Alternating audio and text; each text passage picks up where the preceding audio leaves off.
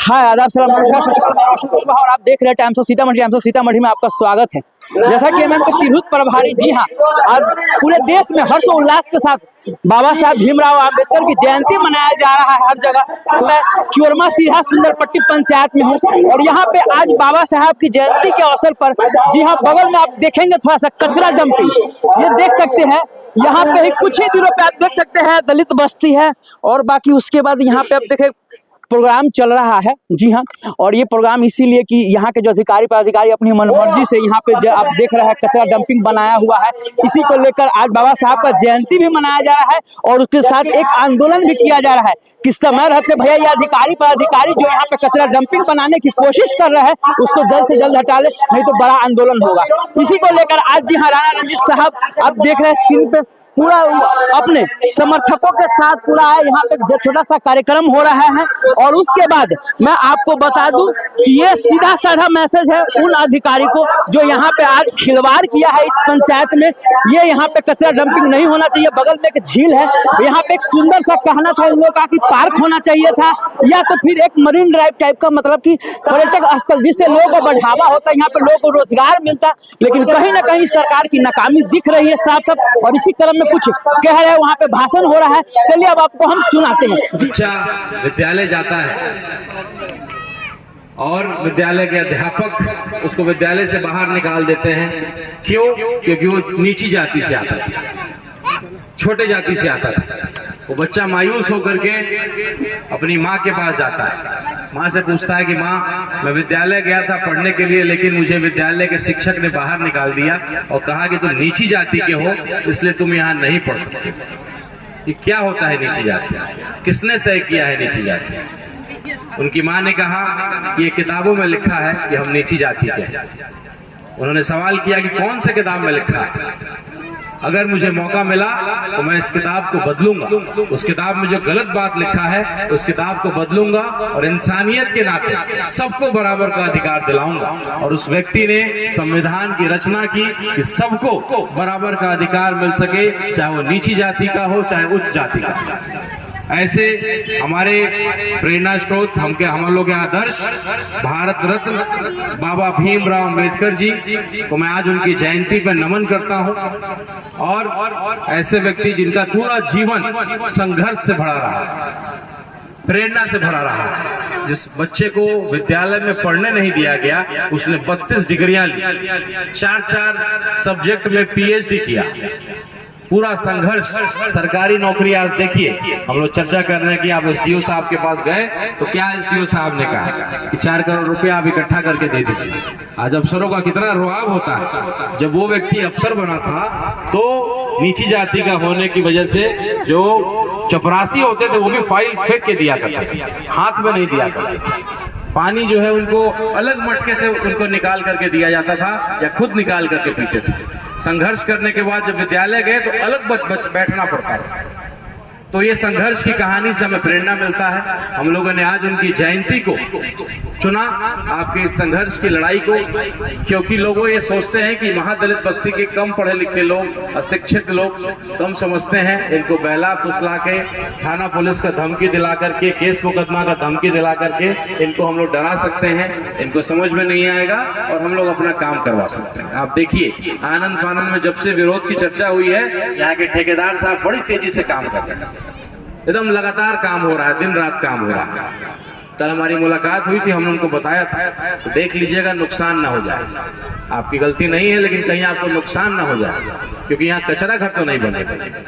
ये तो तय है। जैसा हमारे भाई रितेश पासवान जी ने कहा कि केला तो हम खैबे करम, केला तो हम खैबे करम, सर्दी हो चाहे खांसी, और यहाँ कचरा घर को नहीं बनने देंगे चाहे जेल हो या फांसी। क्या बात है। तो ये जज्बा लेकर के हम लोग चंपारण की धरती से आते हैं, महात्मा गांधी जी को अपना आदर्श मानते हैं। शुरुआत हम लोग हाथ जोड़ करके शांति से ही करते हैं और अगर हमारी बात को नहीं माना जाए तो उसी हाथ को मुट्ठी बांध करके विरोध प्रदर्शन भी उसी मजबूती से करते हैं। तो ये एक सांकेतिक रूप से अपने आदर्श को प्रणाम करके यहाँ के माई स्थान जहाँ आपका आस्था या ईदगाह जहाँ हजारों लोग अपने ईद का जो है अदा करने, इतना खूबसूरत नजारा था ईदगाह का। मैंने एक वीडियो देखा, बगल में छठ घाट मंदिर है, कोई अंधा आदमी को भी नजर आ जाएगा कि ये जगह कचरा घर का नहीं है।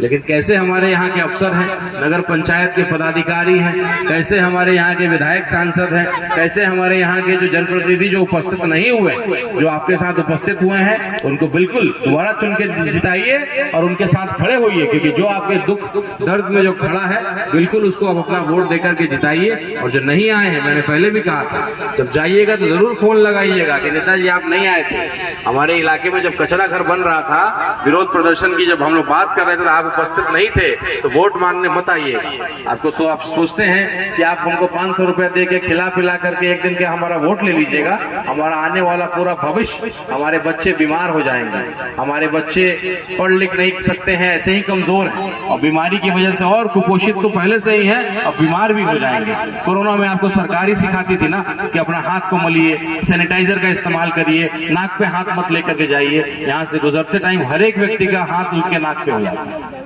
तो ये आज सांकेतिक रूप से हम लोगों ने एक मैसेज देने का प्रशासन को ये प्रयास किया है।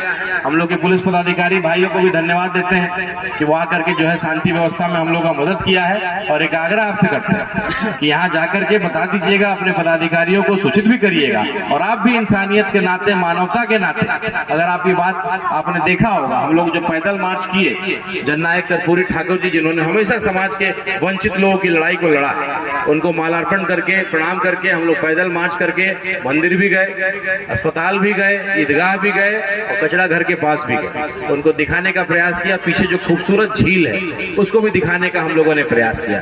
तो बहुत ही शांतिपूर्वक तरीके से आज अपने समझदारी का हम लोगों ने परिचय दिया।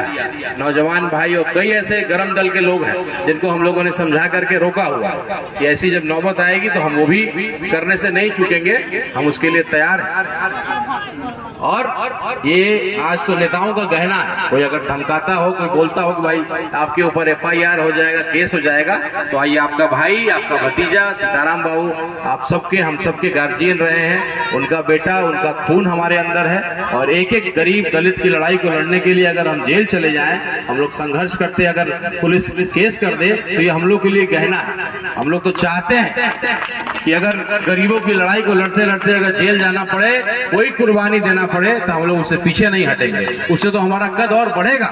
हमारे पिताजी जहां होंगे वो देखेंगे तो बड़ा गर्व महसूस करेंगे कि जिस गरीब दलित की लड़ाई को मैं लड़ता था, हजारों लोगों को इंदिरा आवास दिलाने का काम किया, हजारों लोगों के पास जमीन नहीं था उसको बसाने का काम किया। मैं जब अपने पिताजी की बातों को सुनता हूँ, खास करके गरीब और दलित के बीच जाता हूँ, तो उनको बड़ा सम्मान वो देते हैं, दिल से आते हैं। और आज भी आप लोगों ने एक सम्मान की बात कही, ये मेरे लिए बहुत गर्व का विषय है कि आप लोगों ने में से ही किसी ने कहा कि भाई अंबेडकर पार्क बनाइए, अंबेडकर पथ बनाइए, और अगर चाहे तो सीताराम बाबू के नाम पे भी इस पार्क को आप लोग बना सकते हैं। तो ये सम्मान हम लोग के लिए बहुत बड़ा है।